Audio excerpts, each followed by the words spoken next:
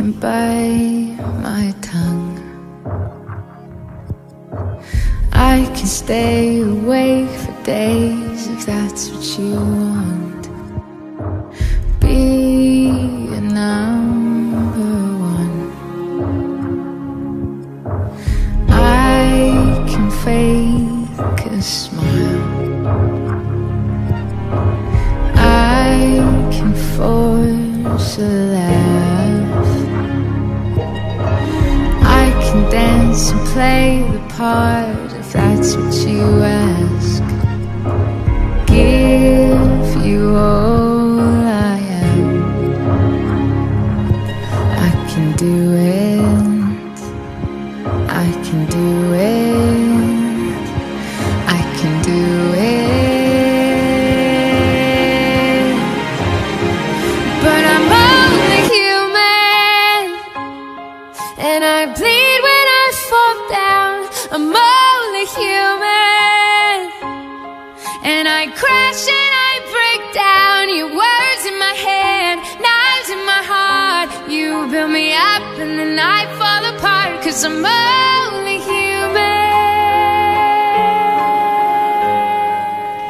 Human trafficking is a global phenomenon that manifests in the form of sex trafficking and bonded labor.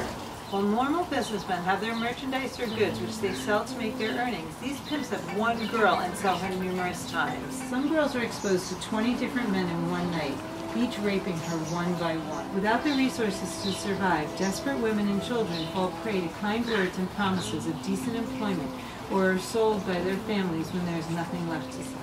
Children as young as 8 or 9 years old can often be found in brothels, even here in the United States. They are trapped in lives of misery, often beaten, starved, and forced to work as prostitutes or take grueling jobs as migrant, domestic, restaurant, or factory workers with little or no pay. We're working hard to stop human trafficking, not only because of the personal and physiological toll it takes on society, but also because it facilitates illegal movement of immigrants across borders and provides a ready source of income for organizations, crime groups, and even terrorists. The trafficking bill, which was intended to increase penalties for predators and support for victims, particularly young girls who are targeted, would also strengthen the ability of law enforcement to visualize trafficking, including through the expanded authority to block communications. Also make patrons of trafficking equally responsible for their crimes, imposing harsher punishments on the so-called Johns. It's definitely been a long, strange journey here to final passage, but here we are. We have now kept our focus all along on the victims. The bill provides resources to law enforcement officials and collects fees from sex traffickers that go into new funds for victims.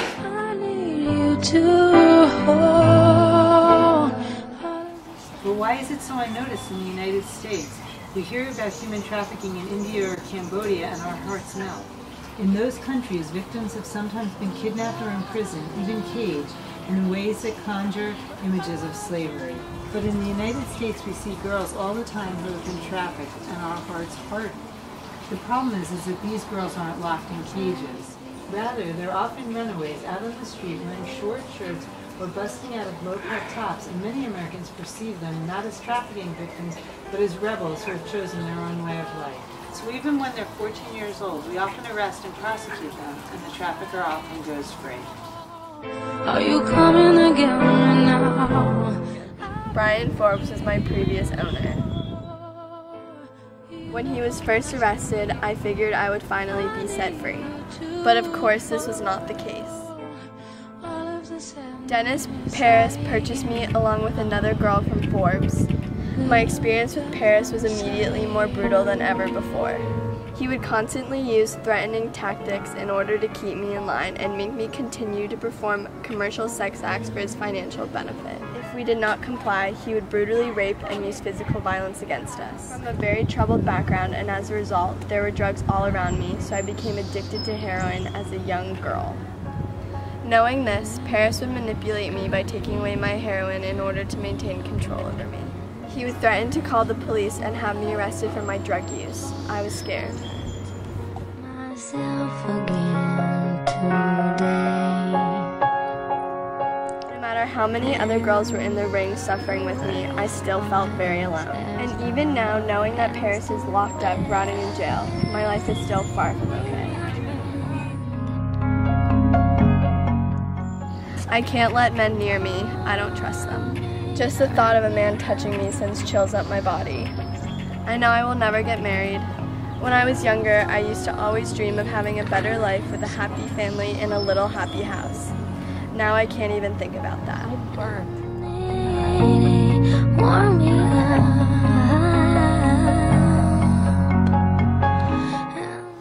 Physical injuries can lead to mental insecurities resulting from the mental abuse that these victims suffer, along with their withstanding or past physical injuries that directly affect their mental health.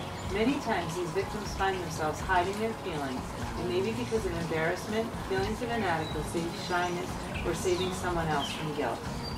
Sex trafficking slaves are often in a situation where they are unable to speak their mind due to emotional suffering that burrows deep inside themselves. Some victims of trafficking are confined in square concrete rooms. Their pain, agony, and suffering is often trapped internally. Many times, victims do not even know the abuse they've suffered is considered a crime. Indeed, they may hide from authorities for fear of punishment, arrest, or deportation. After victims are let out or successfully escape, 42% continue to have nightmares in which their traffickers or pimps appear. 75% find themselves constantly distracted by traumatic flashbacks, and 65% of the victims feel as though they have no future with their life.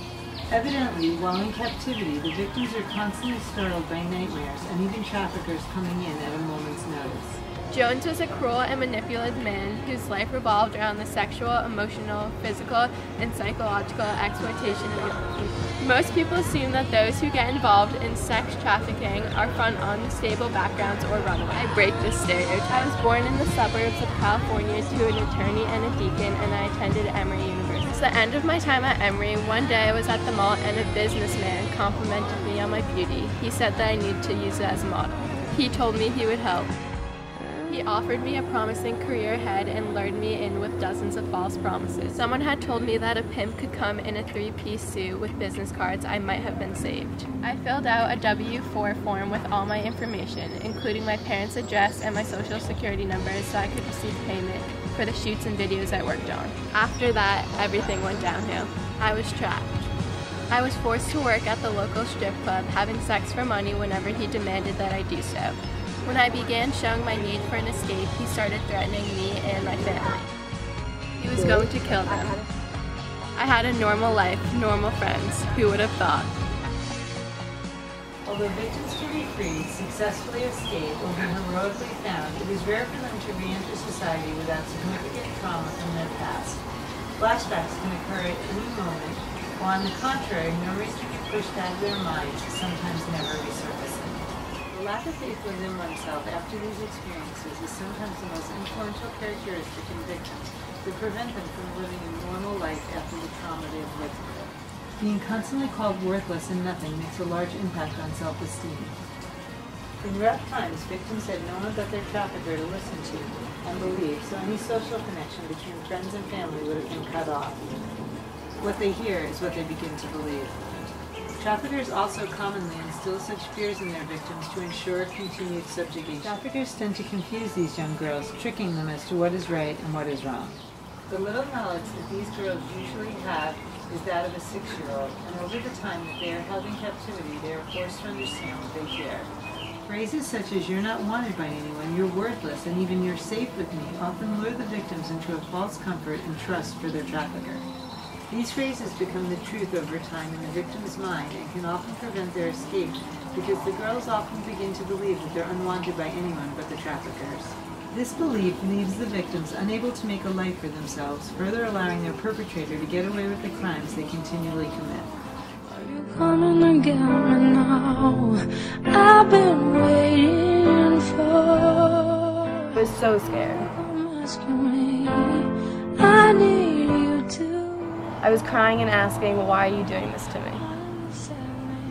I was unaware of what sex was, but soon found out. A Western pedophile purchased my virginity. The man tied me naked and spread eagled on a bed so that they could rape me.